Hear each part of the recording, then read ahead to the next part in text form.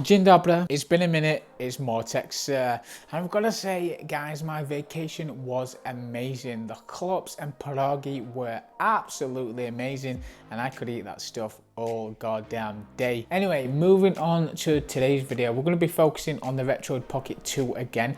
This time we're going to be doing things a little different. I'm going to be showing you some emulators that aren't really shown a lot on this device that actually run really well. I'm also going to be showing you some third-party software so you can run different games on it as well.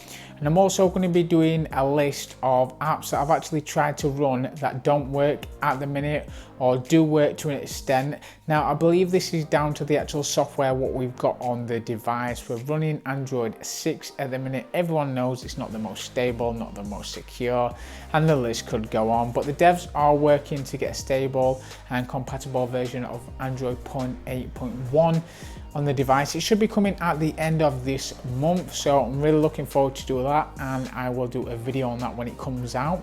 But without further ado, guys, let's crack on with the video.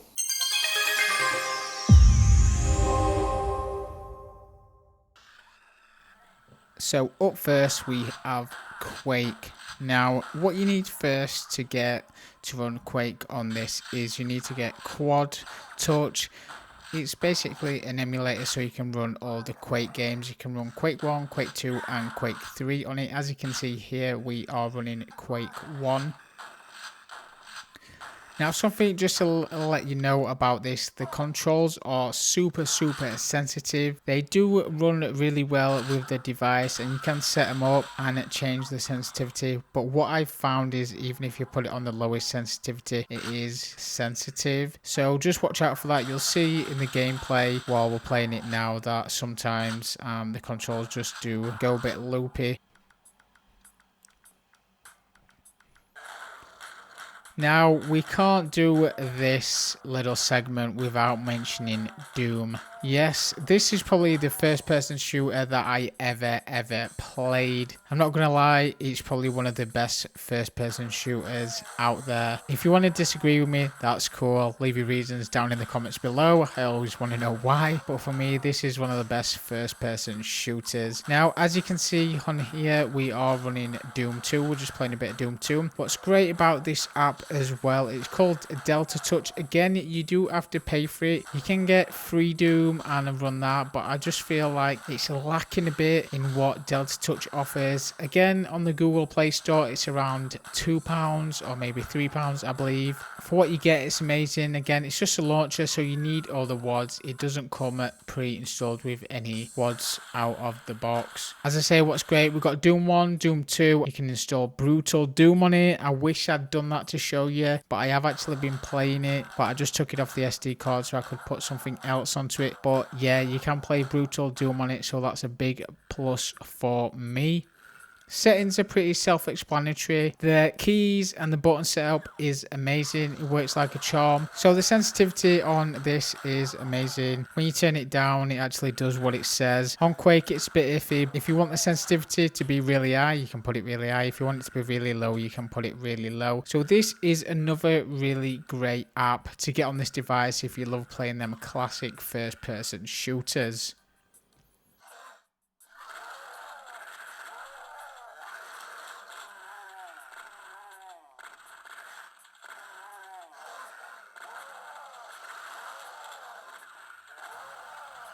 Now we're going to move on to something that I never thought I would see on an Android device, and I don't know where I've been living for the last 20 years. It's Return to Castle Wolfenstein.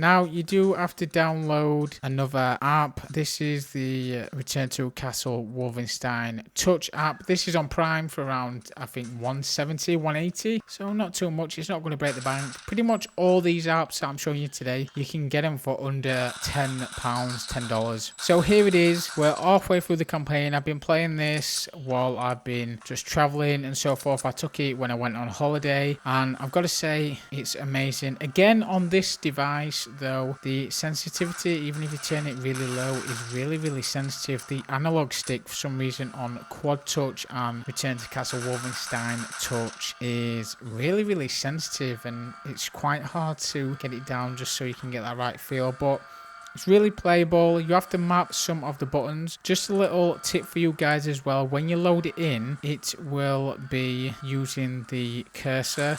So it will think you've got keyboard and mouse inputted into it. So you just have to click the home button for around, I don't know, 5 to 10 seconds. Take the little cursor mouse off, and then the analog sticks and all the buttons will work accordingly. Took me a bit of time to get it working, but once you've got all the configurations set up, it is well worth it.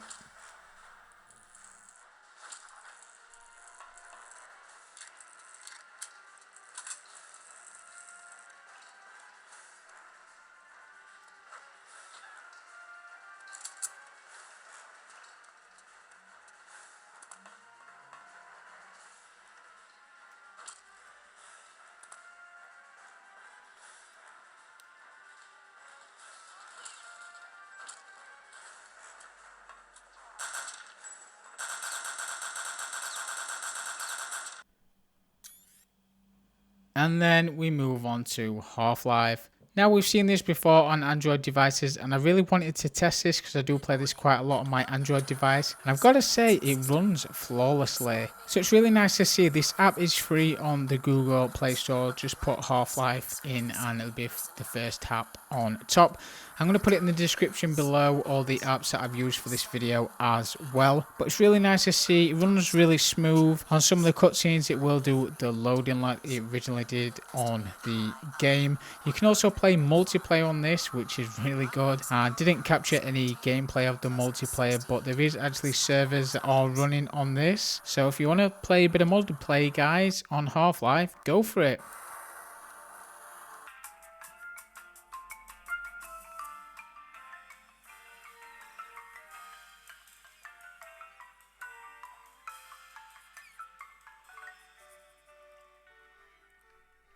Captain's log. Guybrush Threepwood. So what I wanted to do is just show an emulator that doesn't really get a lot of airtime in a sense when people do reviews on devices, handhelds like this, and that's Scummy VM. Now, I have been asked to show a couple of games on this, but I'm going to show my all-time favourite, which is Return to Monkey Island. And as you can see, it runs flawlessly on the device. Got no gripes about this at all. If you want to play some point and click games, I'd highly recommend utilizing this. It's such a underrated emulator that a lot of people don't really talk about, because I guess a lot of people don't like these kind of games, but I'd highly recommend trying it out. As you can see, Monkey Island 2 running perfectly on the device.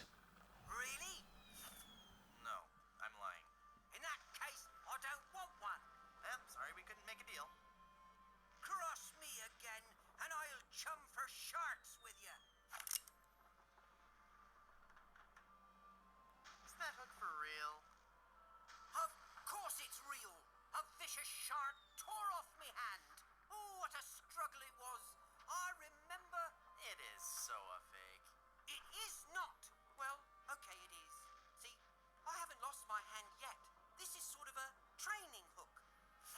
I'm wearing this just to get used to the feel of it. Captain LeChuck says he'll cut my hand off when he gets some free time. I do have a hangnail. He'll probably get infected. Hey, wait a minute. You're not a pirate. Wally! Don't you recognize me? It's Guybrush Threepwood. Do you have any literature I could look at? Tell me about these motivational lectures. Well, tell me about these audiobooks. Tell me about these seminars. The seminar? You're a failure as a pirate. Shut your... Just go ahead and shoot. That's it. Hey,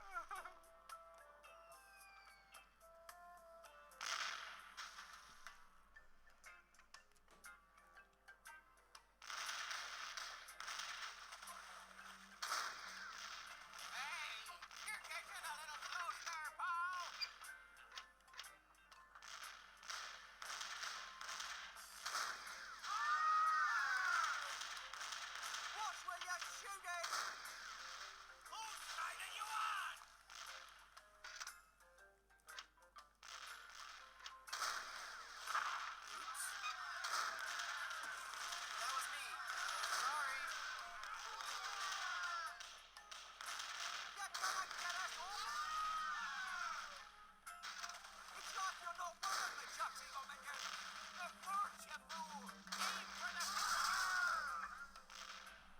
So just to recap, guys, if you want to play Quake, you need to get Quad Touch. This is on the Google Store. If you want to play Doom, you need to get Delta Touch, which is also on the Google Store. Both of these are paid around £2 or a tiny bit more. Then if you want to play Return to Castle Wolfenstein, that's the Return to Castle Wolfenstein Touch app on Prime Market. That's around £2 as well. Half-Life is a free app that you can get on Google Play Store, so you don't have to worry about that. And as I say, Scummy VM is also already on the device.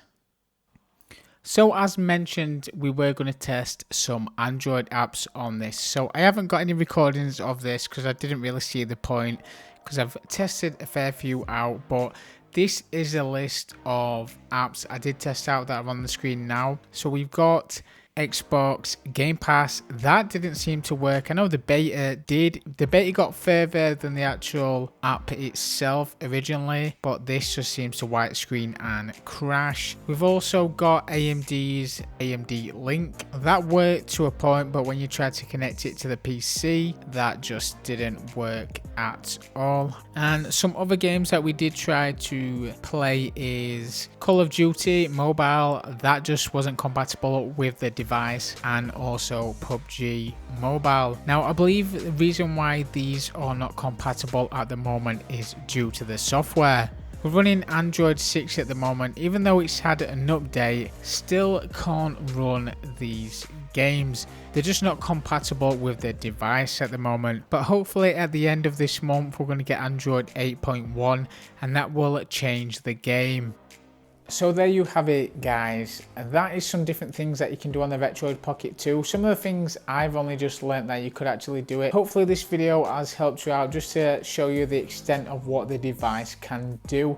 Now if you're new to the channel and you don't know what we're all about, go and check some of the videos down below now. We've got the Retroid Pocket 2 review, and we've also got some tips and tricks how to load the ROMs up down below also. But without further ado, guys, as I always say, thank you so much for being here. The support is always amazing. Don't forget to hit that subscription button and that bell notification button so you get all the video content straight to you. And finally, give me a thumbs up or a thumbs down and let me know what you did or didn't like about the video. But until next time, guys, as always, stay safe and I'll see you soon.